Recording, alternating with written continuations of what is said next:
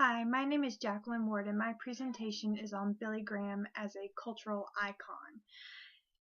As a cultural icon, Billy Graham would be a symbol for the conservative Christian religion as well as America as a whole and influential in shaping American culture.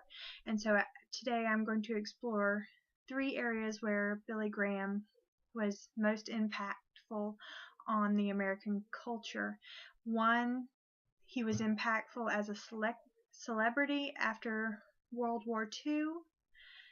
Two, he had an impact in the civil rights movement. And three, he had an impact on American politics.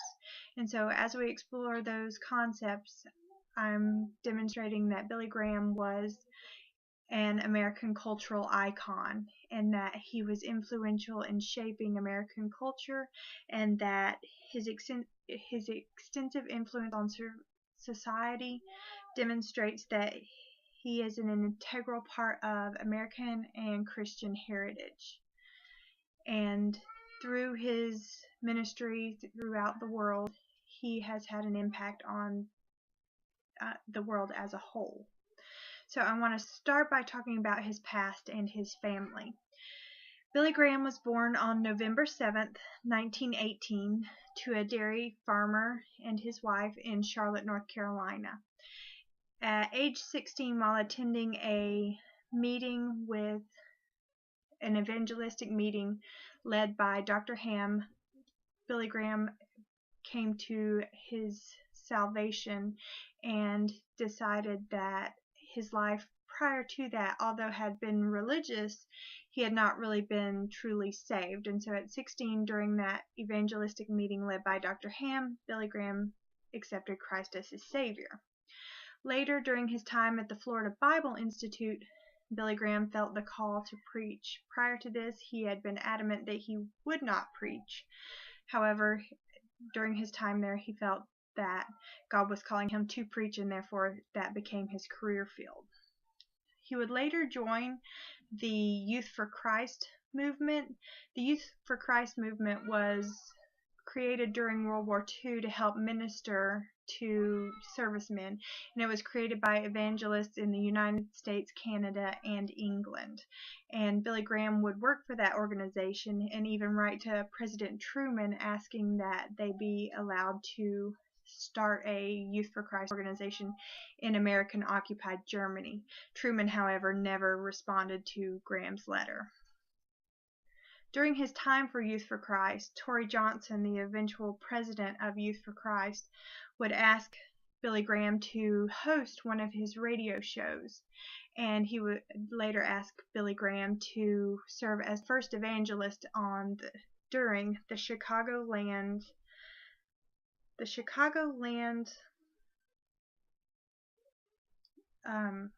ministry that they were holding. And during this time, it was Graham's first experience with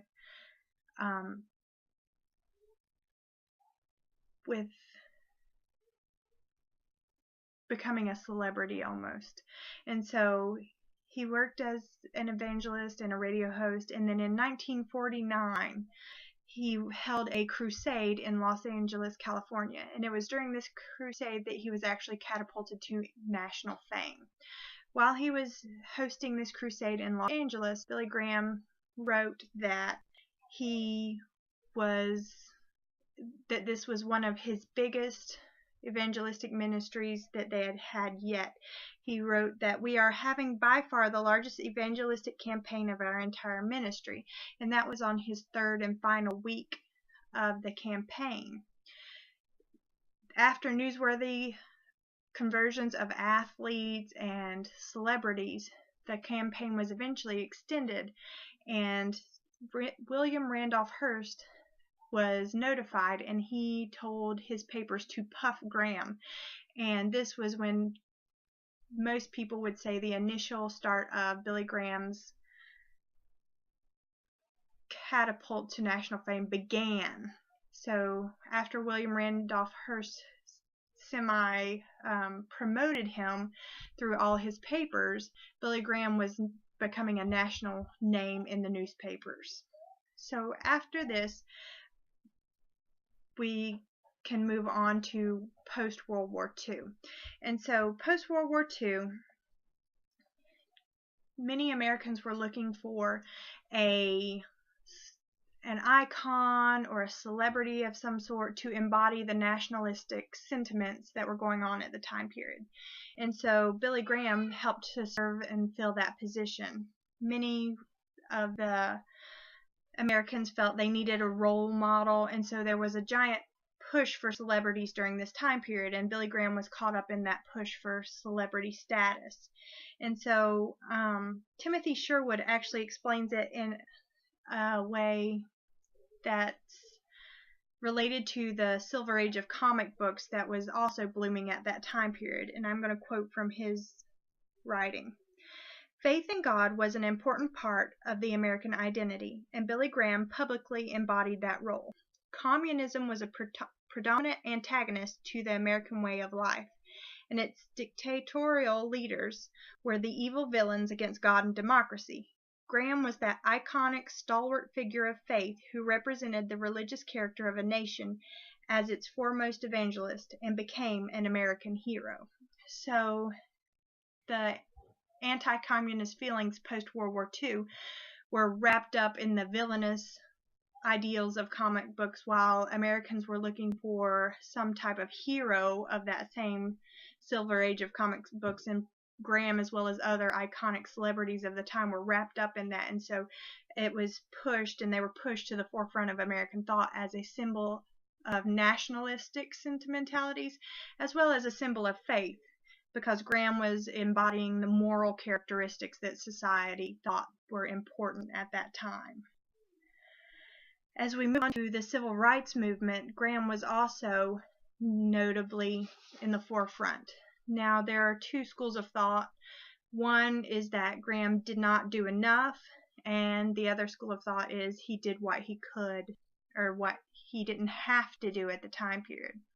So some were upset with Graham because he actually never marched in the streets or went to jail or really pushed for structural reforms. However, prior to any other movements such as Brown versus Board of Education, Graham was already integrating his crusades and already pushing for integration within his crusades, and he would eventually even endorse Dr. Martin Luther King Jr.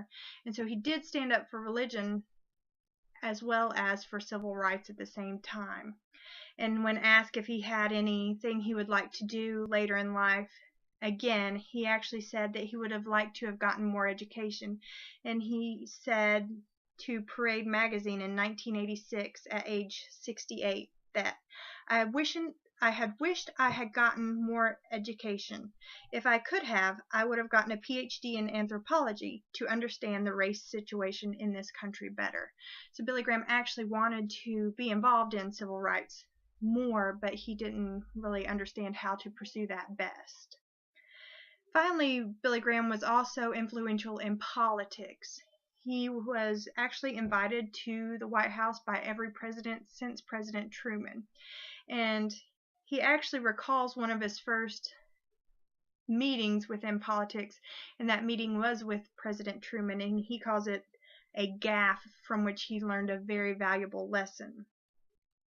After meeting with President Truman and spending some time speaking with him and praying with him, Billy Graham spoke to the media without kind of getting an okay from Truman, and this led to a White House staff memorandum sent out saying that the president didn't want to endorse Billy Graham and that he would not receive him at the White House again.